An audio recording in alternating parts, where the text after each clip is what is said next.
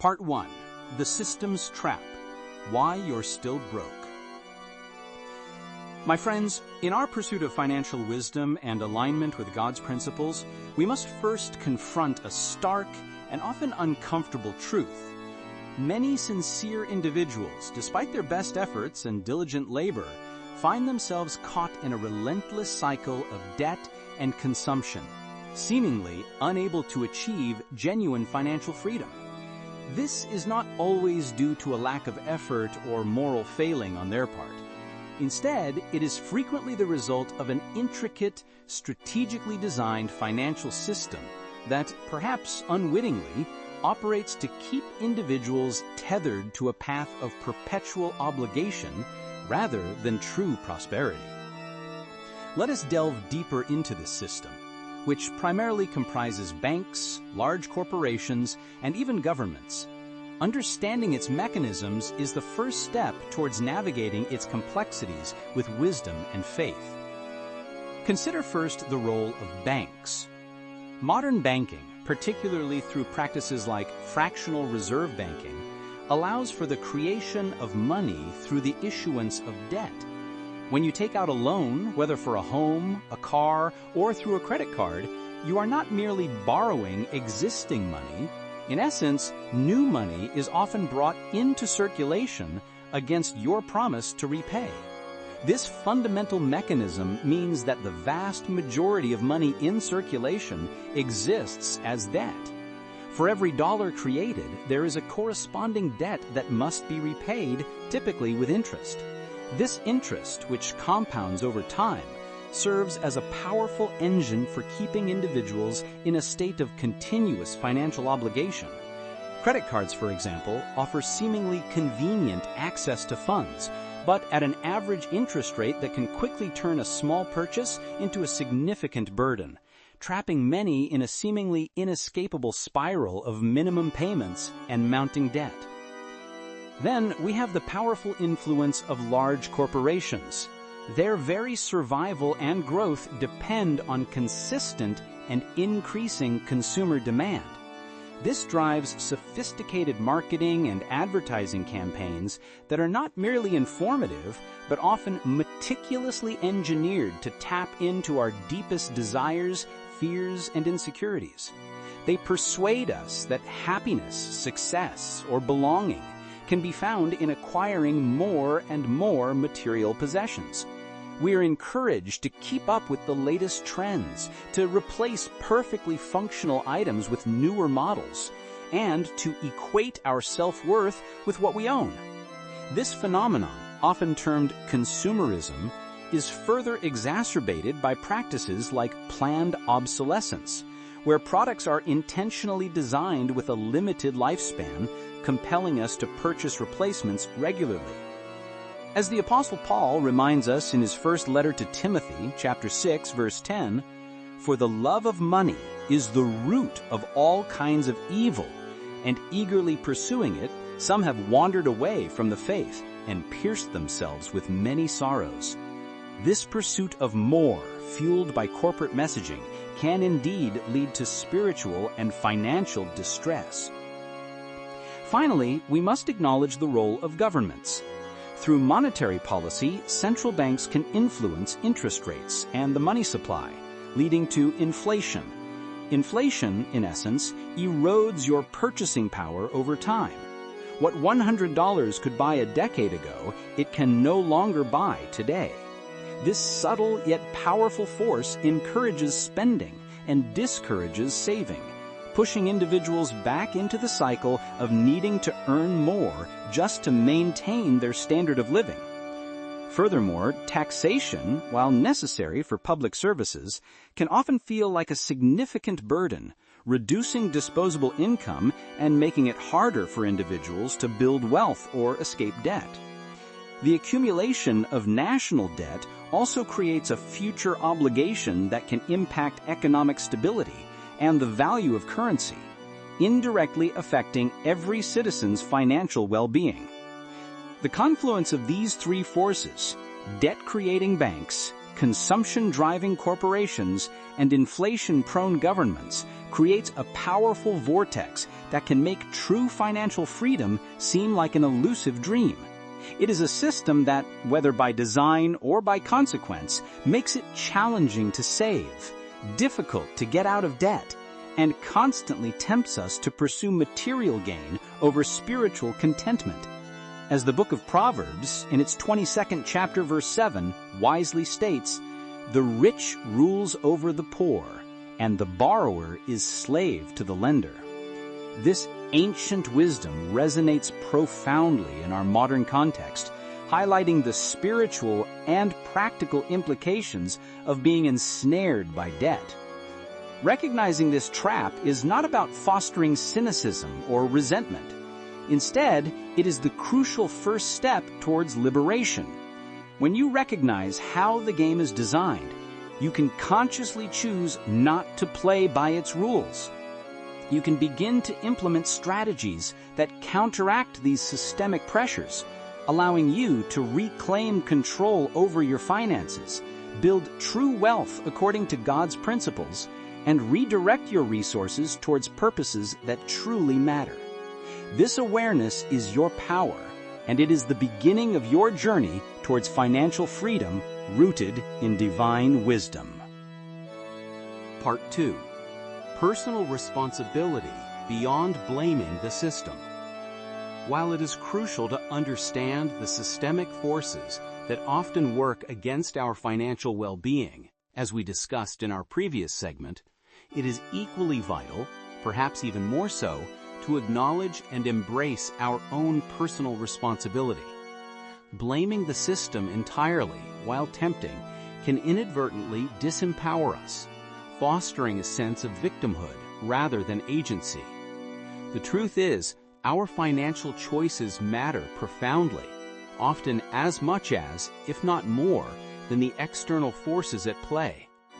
The Christian faith calls us to a profound understanding of stewardship. This concept transcends mere financial management.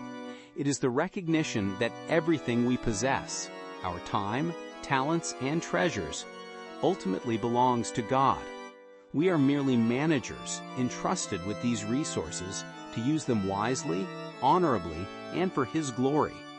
This perspective shifts our focus from entitlement to accountability, from simply consuming to thoughtfully stewarding. Consider the timeless wisdom found in the book of Proverbs in its 22nd chapter, verse 7, which states with stark clarity, "The rich rules over the poor, and the borrower is servant to the lender." This verse is not an endorsement of class disparity, but a profound observation of financial reality. When we borrow, especially repeatedly or unwisely, we willingly place ourselves in a position of subservience. We relinquish a measure of our freedom and autonomy to our creditors. Our choices become constrained by repayment schedules and interest rates, limiting our ability to save, invest, or even respond generously to the needs of others or to the calling of God. Our financial decisions, whether small or large, accumulate over time to shape our economic reality. The decision to purchase a brand new car that quickly depreciates rather than a reliable used one can impact our savings for years. The daily coffee habit, while seemingly insignificant, compounded over decades, represents a substantial sum that could have been invested or used to pay down debt. The constant pursuit of the latest gadgets or fashion trends, fueled by consumerism, often leads to what is known as lifestyle inflation, where our spending expands to match or even exceed our increasing income, leaving us perpetually feeling like we have too little. Owning your financial decisions means taking an honest inventory of your habits, priorities, and expenditures.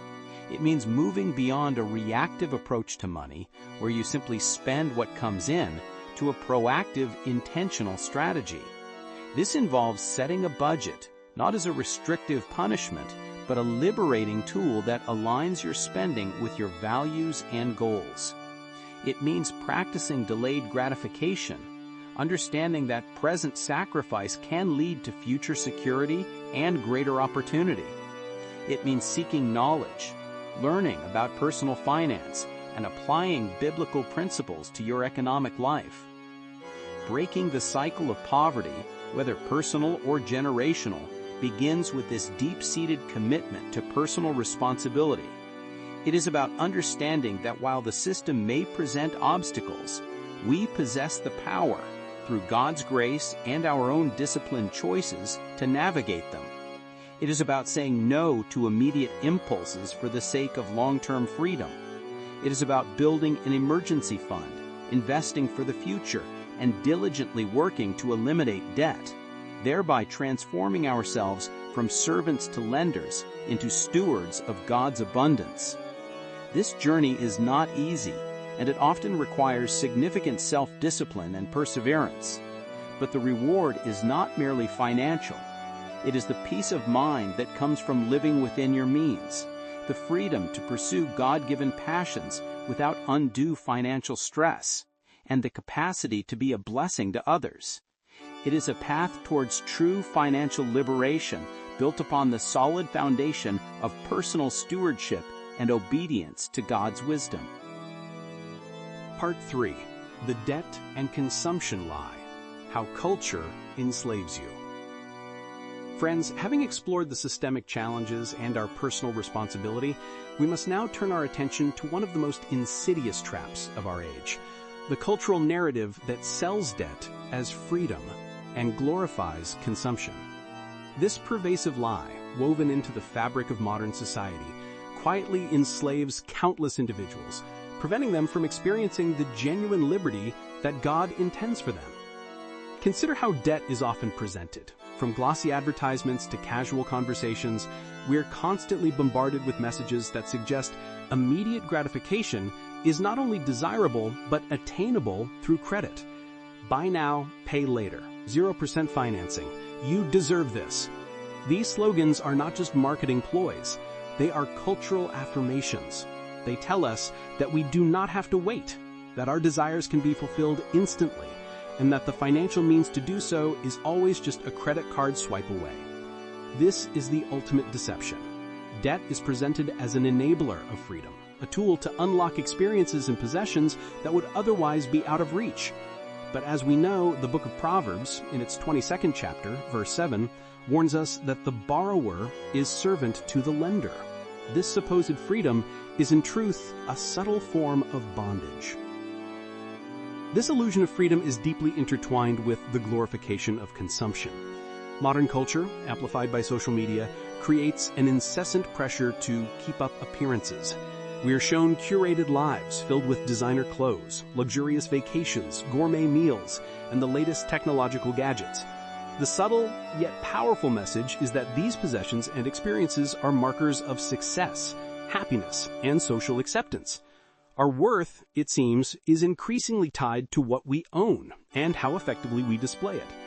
The pursuit of status symbols becomes an exhausting and expensive race, where the finish line constantly moves further away. Many fall into the trap of spending money they do not have to buy things they do not truly need, all to impress people they may not even genuinely like.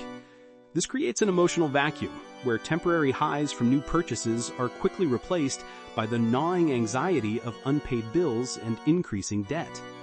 This cultural pressure to consume and incur debt leads many into what can only be described as quiet financial slavery. It is not the overt, brutal slavery of old, but a more insidious form where the chains are invisible, forged from credit agreements, mortgage payments, and vehicle loans. Individuals find themselves trapped in jobs they may dislike simply because they need the income to service their debts. Their choices are constrained. Their ability to pursue callings, respond to charitable needs, or simply enjoy a quiet, contented life is severely hampered. The promise of freedom through consumption morphs into a reality of obligation, stress, and ceaseless striving. They are free to choose what to buy, but not truly free from the burden of the purchase. The true cost of keeping up appearances extends far beyond mere financial metrics. It exacts a heavy toll on our peace of mind, our relationships, and even our spiritual health. The constant striving can lead to envy, discontent, and a diversion of our focus from eternal truths to transient material goods. It can strain marriages, as financial disagreements are a leading cause of marital strife. It can steal joy and replace it with anxiety about the future. In stark contrast to this cultural lie, the Word of God offers a path to genuine liberation. The Apostle Paul, in his letter to the Romans, chapter 13, verse 8, provides a profound guiding principle for our financial lives. Let no debt remain outstanding except the continuing debt to love one another. This verse is a powerful call to live a life free from financial obligation. It doesn't forbid borrowing in every circumstance, but it establishes a strong biblical preference for living debt-free, highlighting the freedom and peace that come from such a state. The only debt Paul acknowledges as truly enduring and always outstanding is the debt of love. When we are free from the burdens of financial debt, we are truly unencumbered to fulfill this divine command. We have more resources, more time, and more peace to genuinely love our neighbors, serve our communities, and honor God with our generosity. The world tells us to accumulate. God tells us to love. The world sells us debt as freedom. God offers true freedom through financial discipline and selfless love. Choosing God's path requires courage, intentionality, and a willingness to defy the prevailing cultural currents.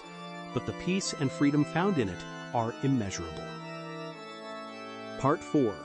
Biblical Wisdom versus Worldly Tricks. What the Rich Know. My friends, as we dissect the complexities of financial well-being, it is vital to understand that there are often different sets of rules at play in the world of wealth. The wealthy, or at least those who successfully accumulate and maintain wealth, frequently operate by principles that stand in stark contrast to the consumption-driven habits of the average person. These principles, interestingly, often echo profound biblical wisdom. Let us uncover these differences and explore the scriptural guidance for strategic accumulation and diversification.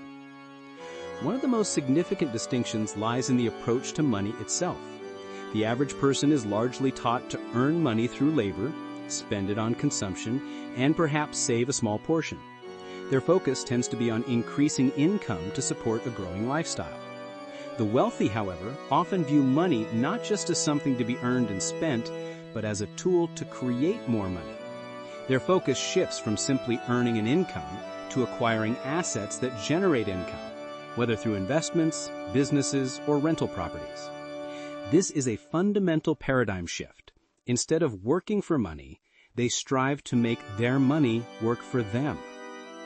This brings us to the core difference in strategy: investment versus consumption. The average person's financial life often revolves around consuming their income, financing depreciating assets like new cars, and paying high interest on consumer debt. This path ensures that their money leaves their pocket and goes into the pockets of others, banks, corporations, and lenders. In contrast, those who build wealth prioritize investment. They consciously delay gratification, choosing to allocate a significant portion of their earnings toward appreciating assets that can grow over time. This might include stocks, bonds, real estate, or ownership in profitable businesses. While the average person buys liabilities, the wealthy buy assets. This strategic accumulation is not about greed, it is about wise stewardship and understanding the principles of growth. The book of Proverbs, in its 13th chapter, verse 11, offers timeless insight. Dishonest money dwindles away, but whoever gathers money little by little makes it grow. This verse speaks volumes. It warns against schemes for quick riches, which often prove fleeting or unethical.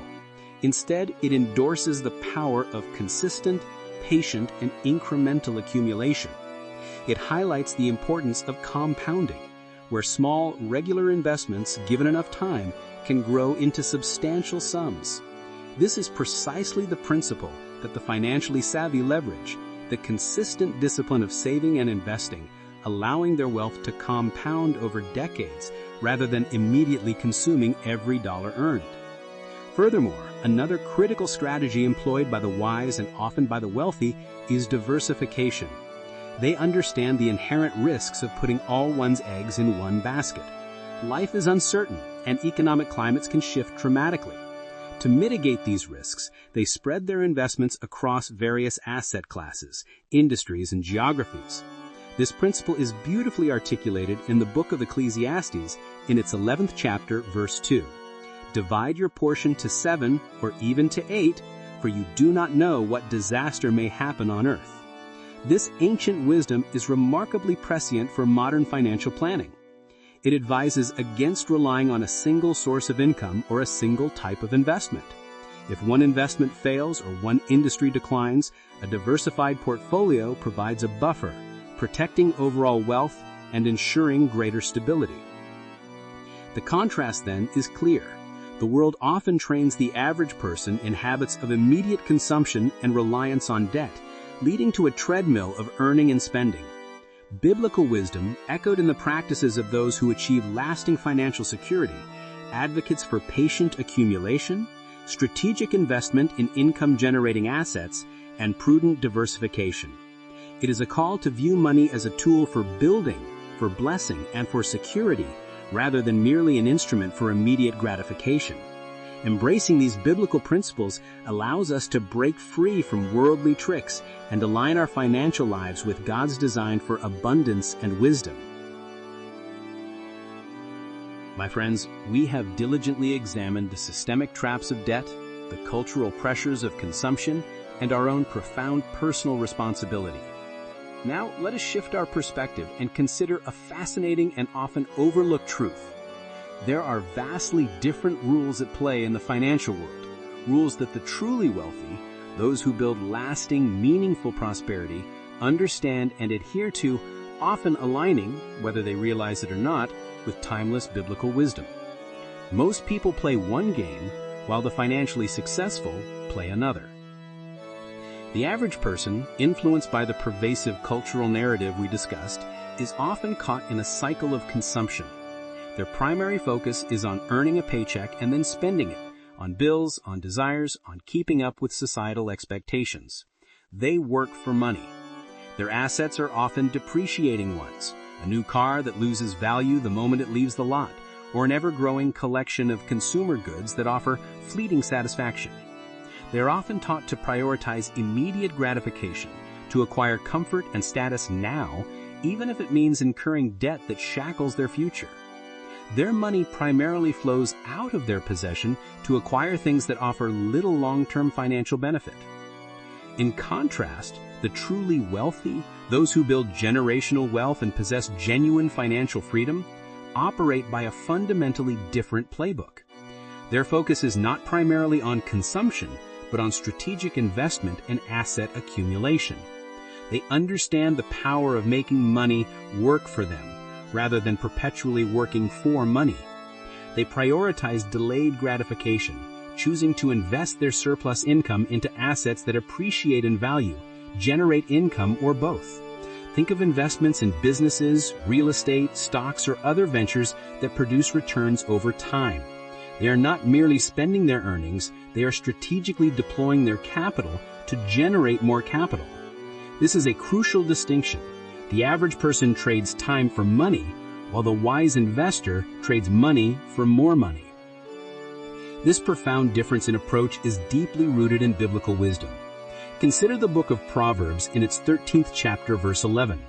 It offers a powerful insight into the nature of wealth building. Dishonest money dwindles away, but whoever gathers money little by little makes it grow. This verse speaks volumes. It warns against schemes for quick riches, which often prove fleeting or unethical. Instead, it endorses the power of consistent, patient, and incremental accumulation. It highlights the importance of compounding, where small, regular investments, given enough time, can grow into substantial sums. This is precisely the principle that the financially savvy leverage, the consistent discipline of saving and investing, allowing their wealth to compound over decades rather than immediately consuming every dollar earned. Furthermore, another critical strategy employed by the wise and often by the wealthy is diversification. They understand the inherent risks of putting all one's eggs in one basket. Life is uncertain, and economic climates can shift dramatically. To mitigate these risks, they spread their investments across various asset classes, industries, and geographies. This principle is beautifully articulated in the book of Ecclesiastes in its 11th chapter, verse 2. Divide your portion to 7 or even to 8, for you do not know what disaster may happen on earth. This ancient wisdom is remarkably prescient for modern financial planning. It advises against relying on a single source of income or a single type of investment. If one investment fails or one industry declines, a diversified portfolio provides a buffer, protecting overall wealth and ensuring greater stability. The contrast then is clear. The world often trains the average person in habits of immediate consumption and reliance on debt, leading to a treadmill of earning and spending. Biblical wisdom, echoed in the practices of those who achieve lasting financial security, advocates for patient accumulation, strategic investment in income-generating assets, and prudent diversification. It is a call to view money as a tool for building, for blessing, and for security, rather than merely an instrument for immediate gratification. Embracing these biblical principles allows us to break free from worldly tricks and align our financial lives with God's design for abundance and wisdom. Part 5. The Retirement Illusion. Why Someday Wealth Doesn't Work. My friends, we now turn our attention to a pervasive modern construct that, while seemingly noble, often leads to significant disillusionment: the traditional retirement dream. For generations, the promise has been simple: work diligently for 40 or more years, save consistently in employer-sponsored plans, and then someday you will be able to retire comfortably, enjoying your golden years in leisure. However, for an increasing number of people, this someday wealth is proving to be an illusion, a goal that remains perpetually out of reach or, when attained, often falls short of expectations. There are several growing flaws in this traditional model. Firstly, the erosion of pension plans in favor of self-funded retirement accounts places a much greater burden of responsibility and risk on the individual. Gone are the days when a company guaranteed a fixed income for life. Now the onus is on each person to make astute investment decisions, manage market volatility, and live long enough for their savings to last. Secondly, increasing life expectancies mean that retirement periods are often much longer than anticipated, requiring significantly more capital than previous generations needed. What might have sufficed for a 15-year retirement is utterly insufficient for a 30-year one. Thirdly, the effects of inflation continually erode the purchasing power of savings, making it harder to maintain a desired lifestyle on a fixed income years down the line. Finally, economic uncertainties, global crises, and unpredictable market fluctuations can dramatically impact investment returns, making the path to someday wealth fraught with peril. The greatest danger in this model lies in the reliance on someday without commensurate action and intentionality today. Many defer serious financial planning, assuming that because retirement is decades away, there is ample time to catch up. They might be waiting for a promotion, a windfall, or simply a clearer path, inadvertently burying their financial potential in procrastination. This mindset, unfortunately, often leads to a frantic scramble in later years, or worse, a forced continuation of work well past the desired retirement age simply to make ends meet. The hope for someday becomes a source of anxiety rather than comfort. This approach stands in stark contrast to profound biblical principles, particularly those illustrated in the parable of the talents, found in the Gospel of Matthew, chapter 25, verses 14 through 30. In this parable, a master entrusts 3 servants with different sums of money, 5 talents, 2 talents, and 1 talent, before embarking on a journey. Upon his return, the first 2 servants, who received 5 talents and 2 talents respectively, had wisely invested and multiplied their master's money. They were commended as good and faithful servants, and rewarded with greater responsibility and joy. However, the third servant, who received only 1 talent, chose to bury it in the ground. His fear led to him inaction. When confronted, he rationalized his decision, citing fear of his master's perceived harshness. The master, however, condemned him not for losing the money, but for failing to use it, for burying potential rather than cultivating it. He was called wicked and lazy, and stripped of even the 1 talent he had, which was then given to the servant who had 10. The message of this parable is crystal clear for our financial lives. We are called to multiply our resources, not to bury them. God has entrusted each of us with talents, our skills, our time, our intellectual capital, and our financial resources. To simply preserve these, or worse, to neglect them in the hope that someday they will magically grow, is to miss the essence of good stewardship. It is a call to be proactive, to invest wisely, to take calculated risks, and to continually seek ways to grow what has been given to us. Relying on the illusion of someday without taking concrete, disciplined action today is akin to burying our talents. It is a failure of stewardship.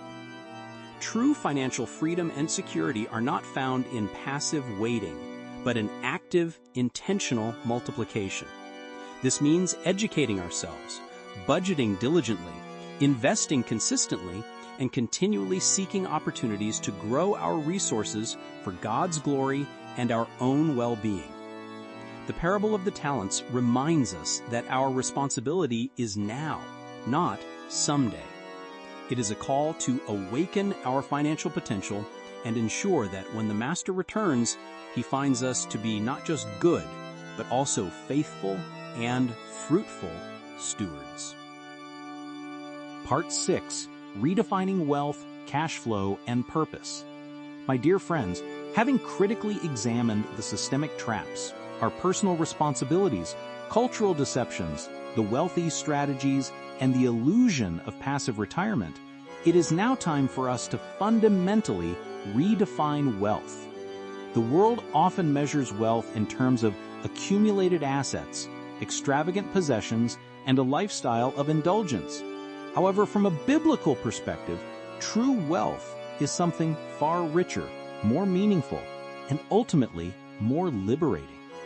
It is not merely about accumulating vast sums for self-gratification, but about possessing sufficient resources to cover your needs and, crucially, to advance God's kingdom. This shift in perspective pivots our focus from static accumulation to dynamic cash flow, and from self-centered indulgence to God-centered purpose. Cash flow, in essence, is the movement of money into and out of your life. Positive cash flow means more money is coming in than going out, creating a surplus. This surplus is the key to true financial freedom, far more so than simply having a large net worth tied up in illiquid assets. When you have robust, consistent cash flow that exceeds your expenses, you gain options, flexibility, and a profound sense of security. You are not beholden to a single paycheck or a fluctuating market. You have the capacity to weather financial storms, pursue opportunities, and respond generously to needs. This concept of cash flow aligns perfectly with the biblical understanding of provision and stewardship. God promises to meet our needs as affirmed throughout Scripture. However, he also calls us to be good stewards of the resources he provides, so that we can be channels of his blessing. Deuteronomy, in its 8th chapter, verse 18, reminds us, "But remember the Lord your God, for it is he who gives you the ability to produce wealth, that he may confirm his covenant which he swore to your forefathers as it is today." This verse clearly states that God grants us the ability to generate wealth, not for a selfish hoarding, but for a divine purpose, to confirm his covenant, which implies using our resources in alignment with his will and for the good of his people. When we have strong cash flow, our wealth transitions from being a source of personal indulgence to a powerful tool for impact. Instead of constantly seeking to buy more for ourselves, we are empowered to give more, to serve more, and to invest more in causes that matter eternally. This is the heart of God's design for wealth. The Apostle Paul beautifully captures this in his second letter to the Corinthians, chapter 9, verse 11, saying, "You will be enriched in every way so that you can be generous on every occasion. And through us, your generosity will result in thanksgiving to God." Notice the profound connection. God enriches us so that we can be generous. Our abundance is not an end in itself, but a means to facilitate greater giving, which in turn brings glory and thanksgiving to God. This redefinition of wealth calls us to examine our spending habits and financial priorities. Are we chasing fleeting pleasures that deplete our cash flow and leave us spiritually empty? Or are we building sustainable financial practices that create a surplus, enabling us to live out our God-given purpose with freedom and generosity? True wealth, therefore, is not merely about how much you have, but how much you can give, how much impact you can make, and how much freedom you have to pursue God's calling without financial constraint. It means having enough to meet your essential needs with peace of mind, and then having a surplus to invest in things of eternal value, supporting ministries, helping the needy, investing in kingdom-minded ventures, and leaving a legacy that extends far beyond material possessions. This is the path to genuine financial freedom and the abundant life that Christ promises. It is a life where money serves God's purposes through us, rather than us serving money. Part 6. Redefining Wealth, Cash Flow, and Purpose.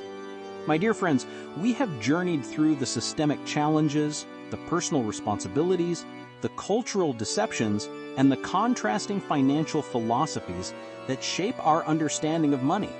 Now it is time for a profound and liberating paradigm shift, to redefine wealth not by the world standards of accumulated riches and material indulgence, but by God's eternal definition. True wealth, from a divine perspective, encompasses having abundant resources that not only comfortably cover our legitimate needs, but also, crucially, empower us to generously advance His kingdom and serve humanity. The world often measures wealth by net worth, the sum total of assets minus liabilities. While a healthy net worth is certainly desirable, it can be a static and often misleading indicator of true financial freedom. One might have a high net worth tied up in illiquid assets, or be rich on paper but cash poor, unable to meet immediate obligations or pursue opportunities without selling off assets. This worldly definition often focuses on what we have, encouraging accumulation for its own sake, often leading to a desire for more that is never truly satisfied. God's definition, however, shifts the focus from mere accumulation to dynamic provision and purposeful deployment. It centers on cash flow, the consistent, reliable stream of income that flows into your life, exceeding your expenses, thereby creating a surplus. This surplus is the true engine of financial freedom. It is the ability to meet your needs without strain, to absorb unexpected expenses without panic, and most importantly, to have discretionary resources available for strategic investment and radical generosity. Cash flow is freedom because it allows you to make choices not dictated by the pressing need for a paycheck, but by your values and your divine calling. This focus on cash flow, generated through wise stewardship, liberates us from the tyranny of indulgence and empowers us towards impact.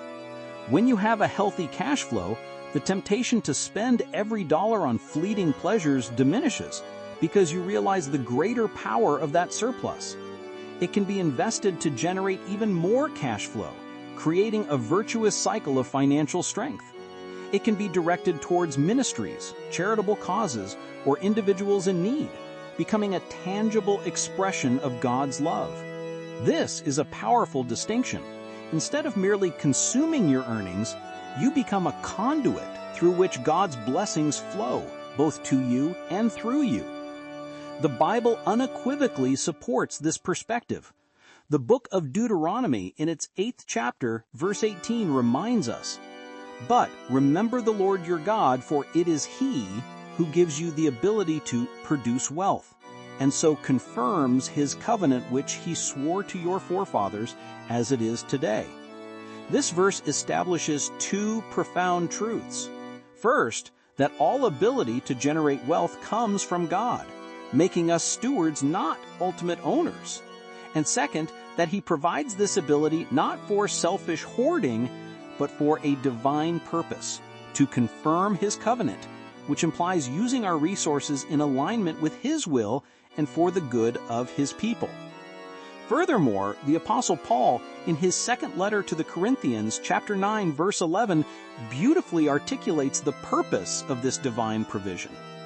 "You will be enriched in every way so that you can be generous on every occasion, and through us your generosity will result in thanksgiving to God." Notice the profound connection. God enriches us so that we can be generous. Our abundance is not an end in itself, but a means to facilitate greater giving, which in turn brings glory and thanksgiving to God. Therefore, when we redefine wealth through this biblical lens, our financial goals shift dramatically.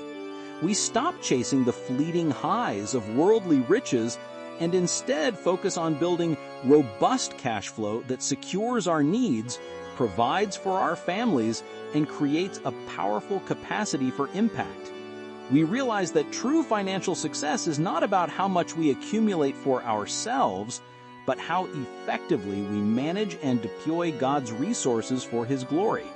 This brings profound peace, purpose, and genuine freedom, transforming our financial journey into a powerful expression of our faith. This is the ultimate goal of the Word on Wealth. Part 7, Practical Step 1. Track your money and budget.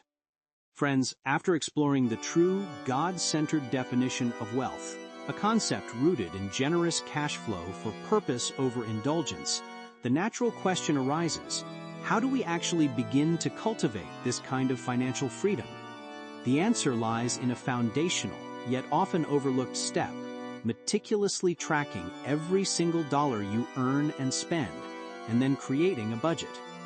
This is not merely an administrative task, it is the very first act of bringing order to your financial world, an essential discipline for any serious steward. Many people find the idea of tracking money tedious or even intimidating. They might believe their spending is generally under control, or that they simply do not have enough money to budget anyway. However, these are often misconceptions that prevent them from truly understanding their financial reality. Tracking every dollar means precisely what it says, knowing where every unit of currency comes from, and more importantly, where it goes. This can be done through various methods: a simple spreadsheet, a dedicated budgeting app on your phone, or even an old-fashioned notebook and pen. The method is less important than the consistent practice. For a period, perhaps for one full month, diligently record every transaction, no matter how small, every coffee, every grocery purchase, every bill payment, every online subscription. Document it. The power of this exercise is profound. It moves your financial reality from vague impressions to concrete data. You might think you spend only a small amount on eating out, but when you see the cumulative total at the end of the month, the truth can be quite shocking. These seemingly insignificant leaks, the daily purchases, the forgotten subscriptions, the impulsive buys, add up to substantial sums over time. Without tracking, these small expenditures remain invisible, quietly eroding your potential for saving and investing. Once you have a clear picture of where your money is currently going, you are empowered to create a budget. A budget is simply a spending plan, a conscious decision about how you want your money to be allocated, rather than letting it haphazardly dissipate. It exposes what we might call financial leaks in your system. Perhaps you discover you are spending $300 a month on various streaming services and entertainment subscriptions, when you only truly use 2 of them regularly. Or maybe a significant portion of your income is consistently going towards convenience foods and spontaneous purchases rather than on purposeful investments or debt reduction. This revelation is not meant to induce guilt, but to provide clarity and empower redirection. A budget transforms you from a passive recipient of financial circumstances into an active participant in shaping your financial destiny. It allows you to look at those exposed leaks and make intentional choices. Can I cut this subscription? How can I reduce my grocery bill by 10%?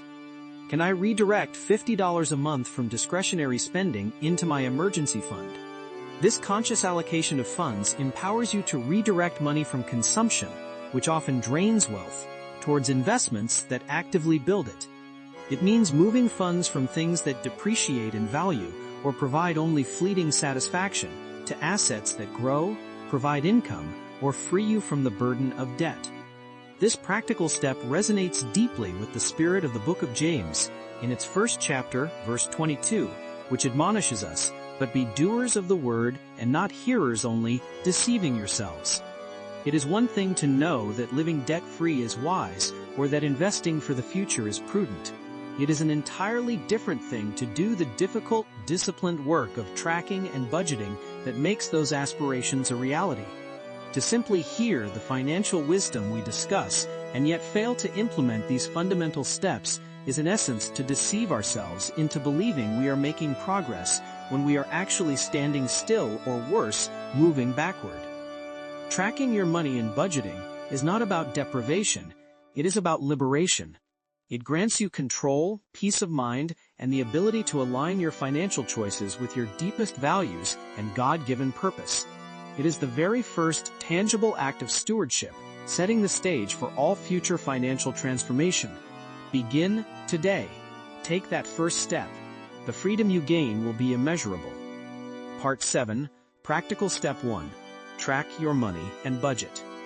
My dear friends, having laid the theological and philosophical groundwork for a God-honoring approach to wealth, it is now time to translate these principles into tangible action.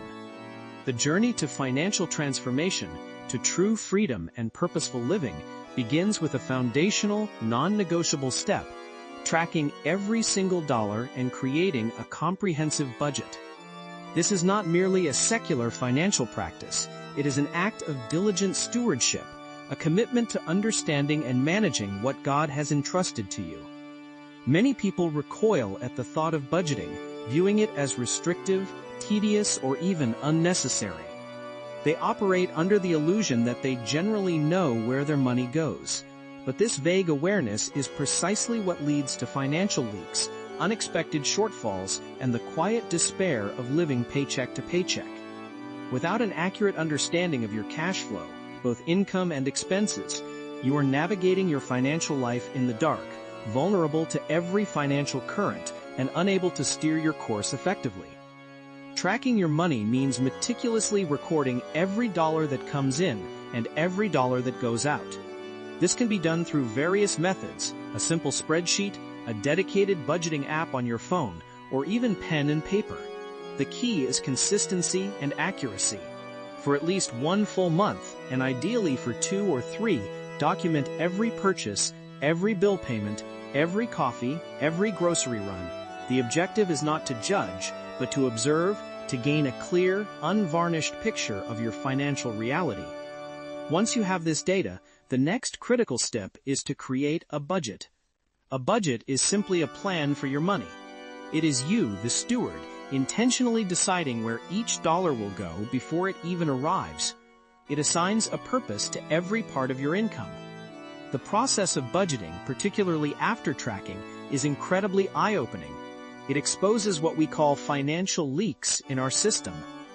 You might discover that you are spending hundreds of dollars a month on subscriptions you barely use, or on impulsive purchases that bring fleeting joy but no lasting value. You might find that your dining out expenses are far greater than you imagined, or that your spending categories are wildly out of alignment with your financial goals and values.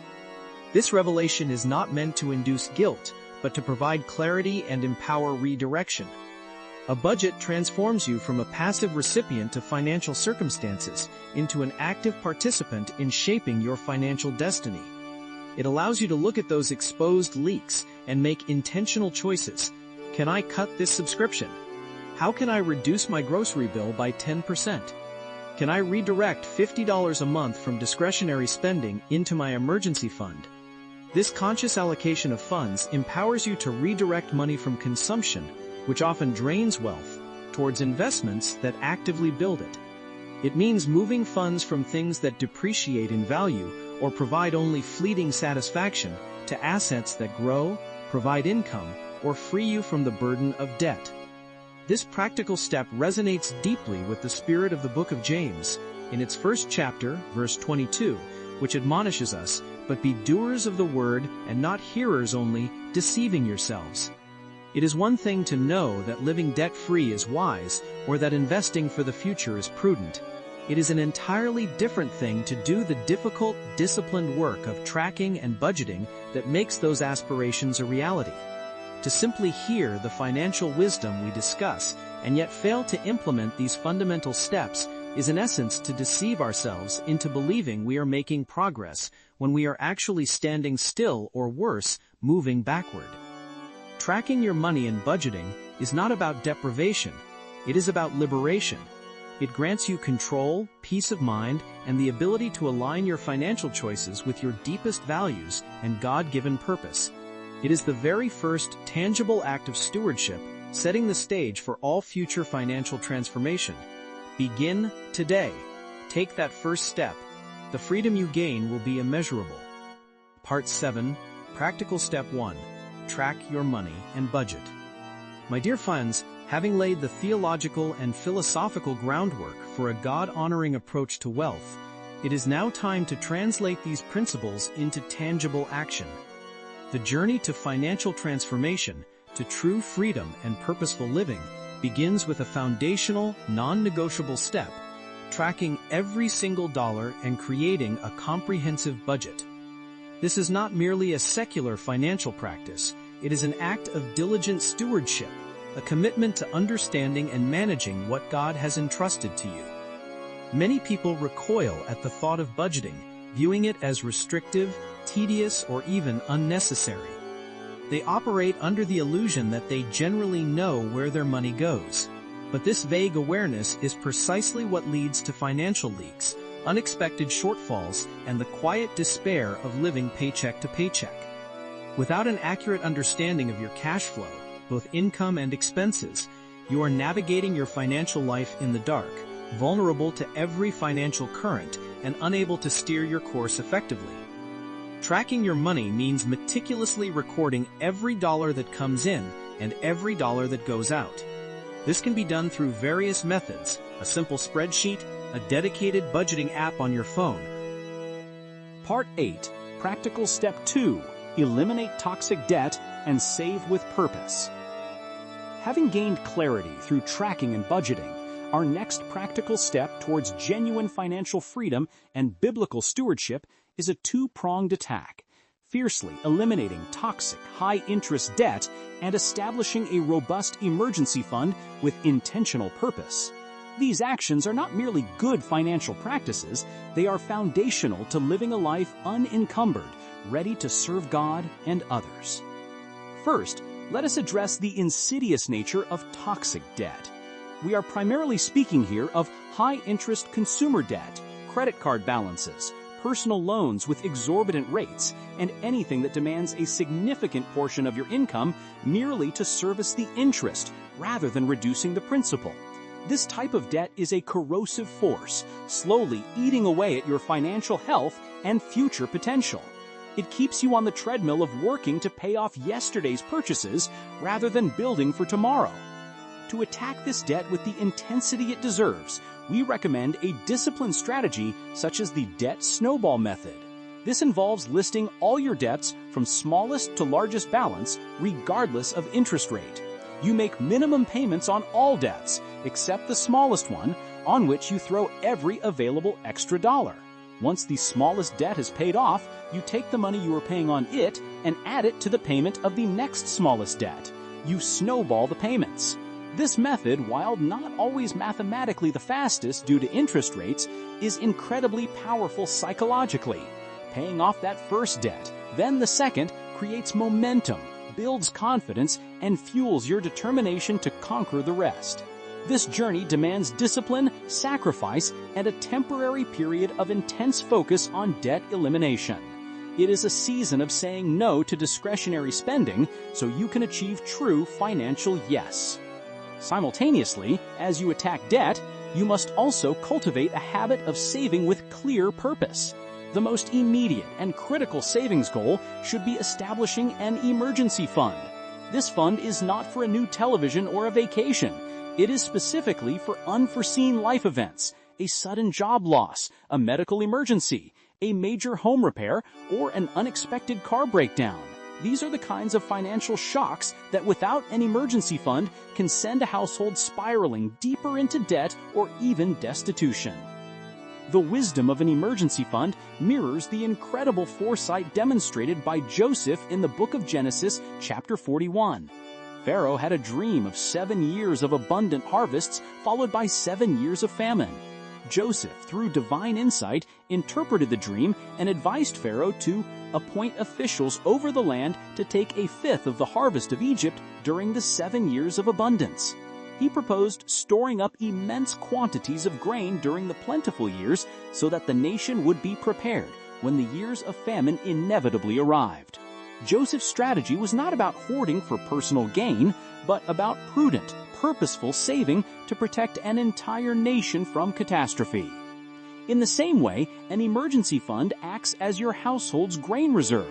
It provides a vital buffer, protecting your household from being utterly devastated by unforeseen circumstances. It allows you to weather storms without incurring new debt or depleting vital long-term investments.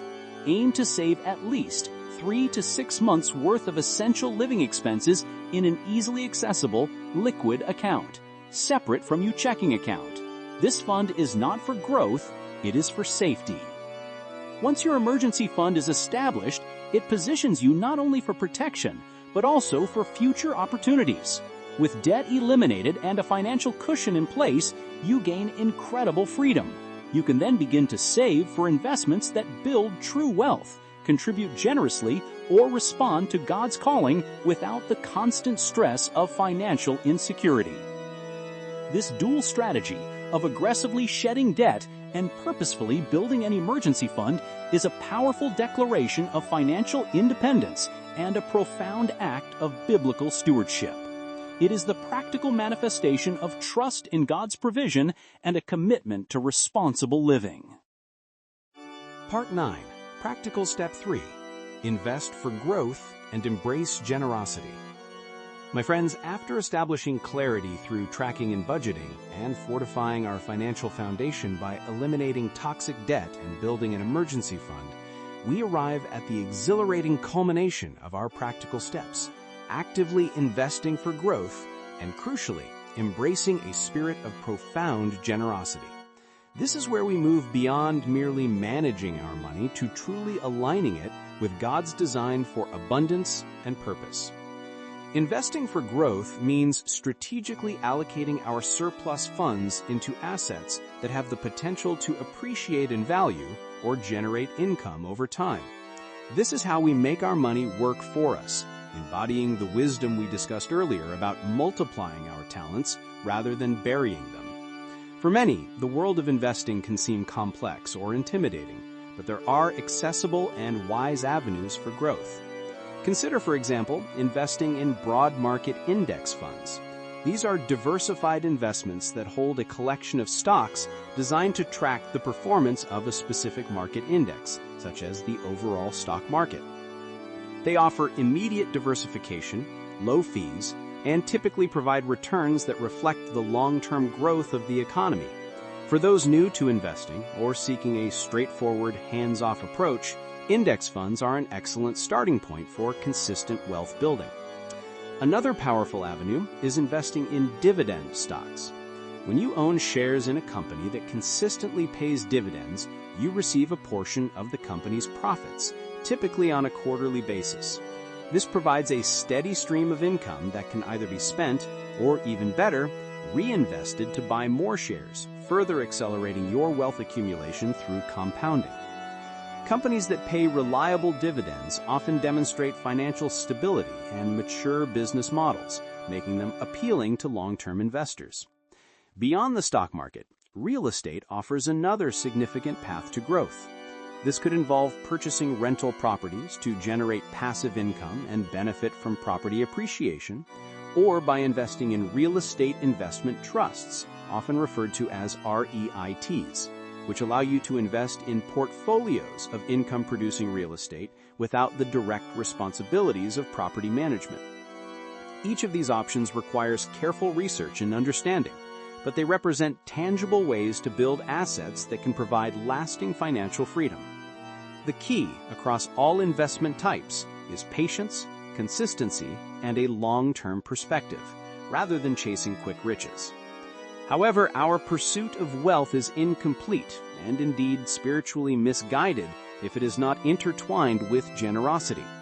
From a biblical perspective, tithing and giving are not mere expenses or optional add-ons to a financial plan.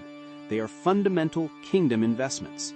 They are expressions of our trust in God's provision, our acknowledgement of His ownership over all things, and our active participation in advancing His purposes on earth. The practice of tithing, giving the first 10% of our income to God through our local church, is a powerful act of faith.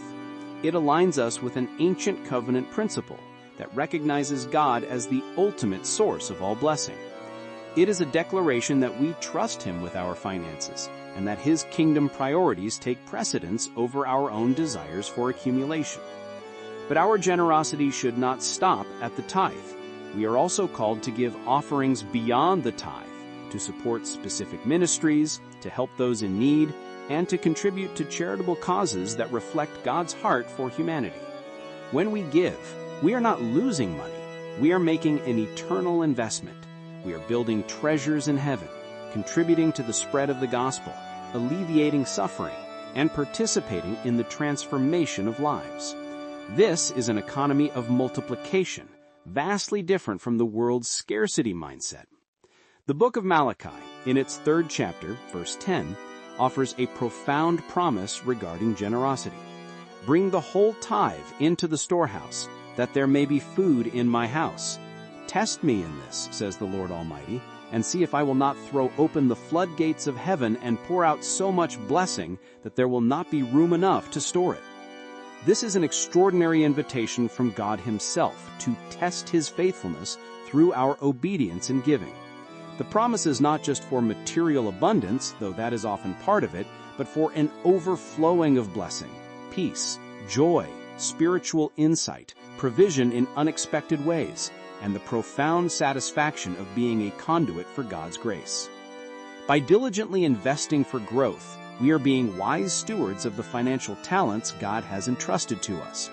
By embracing generosity, we are actively participating in His kingdom work, recognizing that our ultimate purpose is not just to accumulate, but to bless.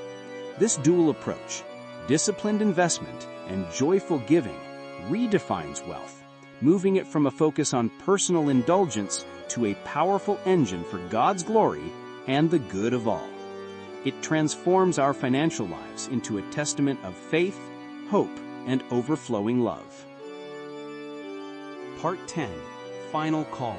Choose God's way with money today. My dear friends, we have journeyed through critical truths about wealth, challenging conventional wisdom, and embracing a biblical perspective.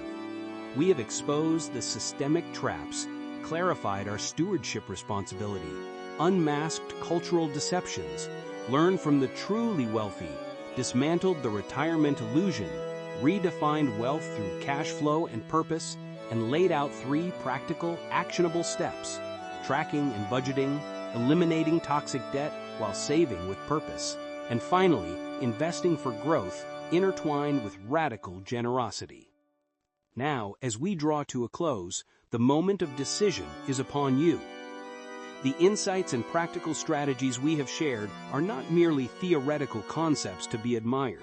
They are a profound call to action. They demand an intentional, unwavering decision to align your finances, every dollar and every choice, with God's eternal wisdom. This is not a journey for the faint of heart, nor is it a path for those seeking a quick fix or a guaranteed formula for worldly riches. Instead, it is a commitment to a life of discipline, vision, and unwavering obedience to the principles God has laid out in His Word. To choose God's way with money today means embracing discipline over impulse, foresight over short-sightedness, and stewardship over selfish accumulation. It means having the courage to confront your current financial reality, even if it is uncomfortable, and then applying consistent effort to reshape it according to divine design. It means prioritizing long-term freedom and eternal impact over immediate gratification. This requires intentional choices every single day, choosing to save instead of spend, to give instead of hoard, to invest wisely instead of letting opportunities pass. This vision of aligning your finances with God's purposes is not about becoming poor or denying yourself all pleasure. Far from it. It is about understanding that true abundance, peace, and security come not from the size of your bank account, but from your relationship with the one who owns it all. It is about allowing money to be your servant, a powerful tool in your hands for advancing God's kingdom, rather than allowing money to become your master, dictating your choices and enslaving your spirit. Consider the profound invitation from the book of Deuteronomy in its 30th chapter, verse 19. This day I call the heavens and the earth as witnesses against you, that I have set before you life and death, blessings and curses. Now choose life, so that you and your children may live. This ancient call to choose life extends to every facet of our existence, including our financial lives. Choosing God's way with money is choosing life, a life of freedom, purpose, generosity, and peace that transcends worldly circumstances. The alternative, as the Gospel of Matthew in its 6th chapter, verse 24, starkly reminds us, is impossible. No one can serve two masters. Either you will hate the one and love the other, or you will be devoted to the one and despise the other. You cannot serve both God and money. This truth stands as an unyielding pillar. You are serving one or the other with your finances, consciously or unconsciously. There is no middle ground. So I urge you right now to make a conscious and deliberate decision.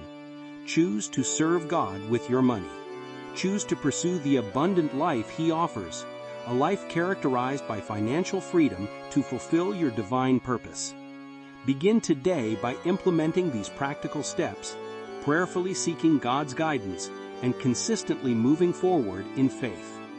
The journey may require sacrifice and perseverance, but the destination, a life of profound impact, peace, and spiritual wealth, is eternally worth it. May God bless you as you choose His way.